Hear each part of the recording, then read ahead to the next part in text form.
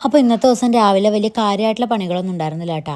കാരണം അതിൻ്റെ തലേന്ന് നമുക്ക് വീട്ടിൽ ചെറിയൊരു പരിപാടി ഉണ്ടായിരുന്നു. അപ്പോൾ അതിന് വേണ്ടി തന്നെ കുറച്ച് നെയ്ച്ചോറും ചിക്കൻ കറിയും അതുപോലെ ബീഫ് റോസ്റ്റ് ചെയ്തതും നമ്മൾ പത്തിരിയൊക്കെ വാങ്ങിച്ചിട്ടുണ്ടായിരുന്നു കേട്ടോ. പത്തിരി മാത്രമായിട്ടോ വാങ്ങിച്ചത്, ബാക്കിയൊക്കെ നമ്മൾ വീട്ടിൽ തന്നെ ഉണ്ടാക്കുക കേട്ടോ ചെയ്തത്. സവാള അരിയണം എന്തിനാന്ന് വെച്ചാൽ നമുക്ക് ചിക്കൻ കറി വളരെ കുറച്ചുണ്ടായിരുന്നുള്ളൂ, ഗ്രേവി കുറവായിരുന്നു, 5-6 പീസ് മാത്രമേ അതിലുണ്ടായിരുന്നുള്ളൂ. അപ്പോൾ കുറച്ച് സവാളയും കൂടെ അരിഞ്ഞ് കറി ഒന്നും കൂടെ ശരിയാക്കി എടുക്കാൻ വേണ്ടിയിട്ട് സവാള അരിഞ്ഞതാണ് കേട്ടോ.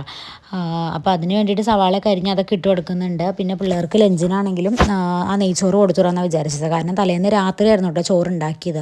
ഒരു ഉച്ചയ്ക്ക് മുമ്പേ ഒക്കെ ഉണ്ടാക്കിയതാണെങ്കിൽ അങ്ങനെ കൊടുത്തു വിടുമൊന്നുമില്ല സ്കൂളിലേക്ക്. ഇത് രാത്രി റെഡി ആയതുകൊണ്ടാണ് അത് അങ്ങനെ ചൂടാക്കി കൊടുത്തു വിടാമെന്ന് വിചാരിച്ചു. പിന്നെ സ്കൂളിൽ അവരങ്ങനെ ചാറുകറിയൊക്കെ കൊണ്ടുപോയി വളരെ കുറവാട്ടാ.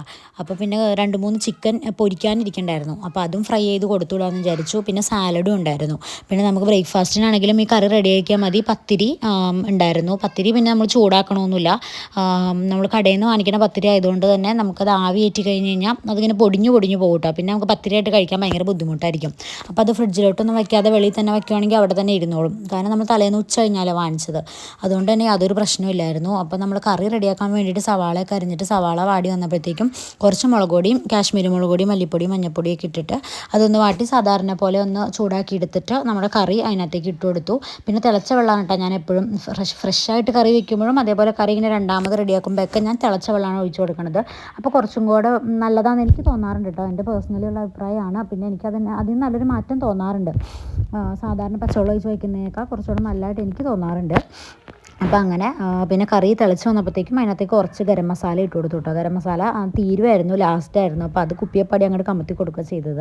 അപ്പോൾ കറി ഒരു 2 മിനിറ്റ് തിളച്ച് കഴിഞ്ഞപ്പോൾ അതവിടെ ഓഫാക്കി വെച്ചു. അപ്പോൾ അതിൻ്റെ ഇടയ്ക്ക് നമുക്ക് പിള്ളേർക്ക് ചോറിന് കൊടുത്തിടാനുള്ള ചിക്കൻ ഫ്രൈ ചെയ്യാൻ വേണ്ടിയിട്ട് എണ്ണ വെച്ചിട്ടുണ്ടായിരുന്നു. അപ്പോൾ കറി മാറ്റി കഴിഞ്ഞ് കഴിഞ്ഞപ്പോഴത്തേക്കും ഈ അടുപ്പിലിട്ട് ആ എണ്ണ അങ്ങോട്ട് മാറ്റി വെച്ചിട്ട് അതിനകത്ത് വെച്ച് പൊരിക്കാമെന്ന് വിചാരിച്ചു. കാരണം നമ്മുടെ നടുക്കിലുള്ള അടുപ്പെന്ന് പറഞ്ഞു കഴിഞ്ഞാൽ വളരെ ചെറിയ അടുപ്പാട്ടാ, തീ വളരെ കുറവാണ്. അപ്പോൾ അതുകൊണ്ട് ഈ കറി മാറ്റി കഴിഞ്ഞ് കഴിഞ്ഞപ്പോൾ അത് ഇങ്ങോട്ട് വെച്ച് കൊടുത്തിട്ട് ചിക്കൻ ഫ്രൈ ചെയ്യാൻ വേണ്ടി ഇട്ടു. അപ്പോഴത്തേക്കും നമ്മുടെ ചോറൊക്കെ ചൂടായി വന്നിട്ടുണ്ടായിരുന്നു കേട്ടോ. ചോറ് അതിൻ്റെ ഇടയ്ക്ക് നമ്മൾ ആവിയേറ്റം വെച്ചിട്ടുണ്ടായിരുന്നല്ലോ. അങ്ങനെ ബ്രേക്ക്ഫാസ്റ്റൊക്കെ റെഡിയായി. ബ്രേക്ക്ഫാസ്റ്റ് എന്ന് പറഞ്ഞാൽ വലിയ കാര്യമായിട്ട് റെഡിയാക്കാനൊന്നും ഇല്ലായിരുന്നു, കറി റെഡിയാക്കാനേ ഉണ്ടായിരുന്നുള്ളൂ. പിന്നെ പിള്ളേർക്ക് കൊടുത്തതിൻ്റെ ഒപ്പം തന്നെ ഞാനും കഴിച്ചു. കാരണം ഇന്ന് വലിയ പണിയൊന്നും ഇല്ലാത്തതുകൊണ്ട് തന്നെ നേരത്തെ പണി കഴിഞ്ഞില്ല. അപ്പോൾ അവരുടെ കൂടെ തന്നെ ഞാനും ഉമ്മായും ചായ കുടിക്കാൻ വേണ്ടിയിട്ടിരുന്നു കേട്ടോ. അങ്ങനെ അവർ ചായ കുടിച്ചുകൊണ്ടിരിക്കുമായിരുന്നു. ഐഷ അവിടെ ടി വിയും കണ്ട് ചായ കുടിച്ചുകൊണ്ടിരിക്കുന്നുണ്ട്. മമ്മു ടി വിയിൽ എന്തോ വയ്ക്കാൻ വേണ്ടിയിട്ടൊക്കെ പറഞ്ഞുകൊണ്ടിരിക്കുകയാണ് കേട്ടോ. പിന്നെ വേറെ രക്ഷയില്ലാണ്ട് വന്നപ്പോൾ ഐഷ കണ്ടുകൊണ്ടിരുന്നതിനെ കണ്ട് അഡ്ജസ്റ്റ് ചെയ്തു. പിന്നെ ഞാൻ അതിൻ്റെ ഇടയ്ക്ക് ലഞ്ച് പാക്ക് ചെയ്യാൻ വേണ്ടി വന്നു. അങ്ങനെ ചോറിൻ്റെ കൂട്ടത്തിൽ നമ്മുടെ ചിക്കനും അച്ചാറൊക്കെ വെച്ച് കൊടുത്തു. പിന്നെ സാലഡ് ചോറിൻ്റെ കൂടെ വെച്ച് കൊടുത്ത് കഴിഞ്ഞാൽ മിക്സായി പോലെ, അതുകൊണ്ട് തന്നെ ചെറിയൊരു കണ്ടെയ്നറിലാക്കി അതും വെച്ച് കൊടുത്തു കേട്ടോ. പിന്നെ സ്നാക്സിന് കൊടുത്തിടാൻ വേണ്ടിയിട്ട് മാങ്ങാപ്പഴം ഉണ്ടായിരുന്നു. അപ്പോൾ അത് ചെറുതായിട്ട് കട്ട് ചെയ്ത് ഒരു ഫോർക്കും വെച്ച് അതും വെച്ച് റെഡിയാക്കി കൊടുത്തു. അങ്ങനെ ഇന്നത്തെ ബ്രേക്ക്ഫാസ്റ്റും ലഞ്ചും കാര്യങ്ങളൊക്കെ അങ്ങനെ ഭയങ്കര സിമ്പിളായിട്ട് തന്നെ കഴിയും. അപ്പോൾ ഇന്നത്തെ വീഡിയോ അത്രയേ ഉള്ളൂ. കണ്ടുകൊണ്ടിരിക്കുന്ന എല്ലാവരും ലൈക്ക് ചെയ്യുക, സബ്സ്ക്രൈബ് ചെയ്യാത്തവരാണെങ്കിൽ സബ്സ്ക്രൈബും ചെയ്യാം കേട്ടോ.